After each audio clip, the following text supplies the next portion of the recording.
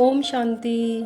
भगवान मिलता कैसे है, भगवान करता क्या है, भगवान की शक्ति क्या है, चलिए इस कहानी के माध्यम से समझते हैं। एक राजा था, उसके मन में केवल 3 प्रश्न थे कि भगवान मिलता कैसे है, भगवान करता क्या है और भगवान की शक्ति क्या है। लेकिन कोई भी व्यक्ति उसके प्रश्नों का उत्तर नहीं दे पाता था।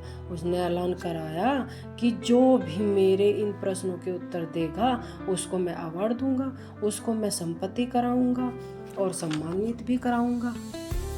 फिर वहाँ एक अबोध बालक था, मंत्री का, बहुत बुद्धिमान था। उसने कहा, पिताजी मैं इस महाराज के प्रश्नों का उत्तर दूंगा। अगले दिन पहुंच गए और महाराज ने कहा, अरे तू बच्चा, इतना अबोध बालक, तू मेरे प्रश्नों के उत्तर देगा? उसने कहा, हाँ जी मैं दूंगा। फिर राजा ने कहा, बताओ मेरे पहले प्रश्न का उत्तर। उसने कहा, महाराज आपके दरबार में कोई मेहमान आया है, आप सम्मान नहीं करेंगे? उसने कहा, हाँ बताओ मैं क्या कर सकता हूँ। उसने कहा, मंगवाइए एक सोने का गिलास, उसमें दूध मंगवाइए, फिर मैं आपके पहले प्रश्न का उत्तर दूंगा। और जैसे ही दूध आया, बच्चे ने अपनी उंगली दूध में घुमानी शुरू कर दी और घुमाते घुमाते 15 मिनट हो गई। राजा ने पूछा, यह क्या कर रहे हो? बालक ने कहा, महाराज मैं दूध में मक्खन को ढूंढ रहा हूँ। महाराज ने कहा, बच्चे मक्खन दूध में ऐसे नहीं निकलता, दूध को बिलोया जाता है, दूध से दही बनता है, दूध से छाछ बनती है, तब मक्खन निकलता है। बालक ने कहा, महाराज यही आपके पहले प्रश्न का उत्तर है। यदि भगवान की प्राप्ति करनी है तो केवल सिमरन करने से भगवान की प्राप्ति नहीं होती। ज्ञान को अपने जीवन में उतारना होगा, उसको फॉलो करना होगा, अपने संकल्पों में परिवर्तन लाना होगा।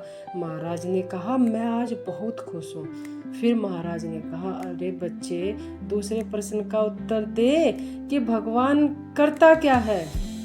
उसने कहा, महाराज आइए मेरे पास। एक अंधेरे कमरे में ले गया और कहने लगा कि यदि एक अंधेरे कमरे से अंधेरा मिटाना हो तो कितने दिए जलाने होंगे?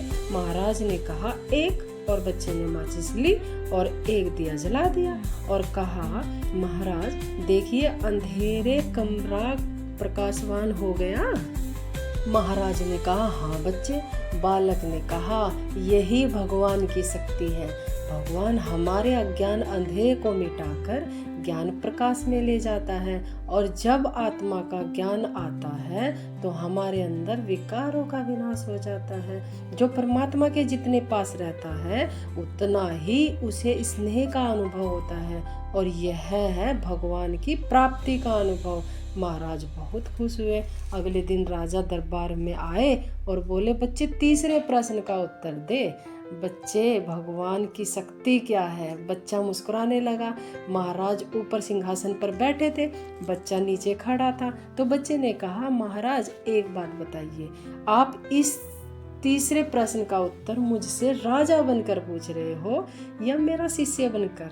महाराज हकपका गए और बोले, मैं तो तुम्हारा शिष्य बनकर पूछ रहा हूँ बालक।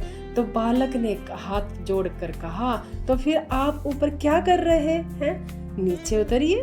राजा नीचे उतरा सिंहासन से और जमीन पर आया और जैसे ही राजा जमीन पर आया, बच्चा फुदक के राजा के सिंहासन पर जाकर बैठ गया और मुस्कुराने लगा और कहा, महाराज बताइए। राजा ने कहा, बच्चे प्रश्न का उत्तर दो। बच्चे ने कहा, अभी भी आपको प्रश्न का उत्तर चाहिए? महाराज यही तो भगवान की शक्ति है, वह राजा को रंग बना सकता है और रंग को राजा बना सकता है। और मैं अंत में विनम्रता से यही कहती हूँ कि परमात्मा को जीवन में आने दीजिए। केवल ज्ञान का सिमरन नहीं, उसकी धारणा, उसके प्रेम, उसके आनंद को अपने कण कण में समाने दीजिए। जब परमात्मा हमारे जीवन में आता है तो हमारे संकल्प, हमारे बोल, हमारे कर्म महान हो जाते हैं। ऐसी ही कहानी सुनने के लिए चैनल को करें सब्सक्राइब, जिससे आप पर और सारी कहानी के लिंक टाइम से जाते रहें। अच्छा, ओम शांति।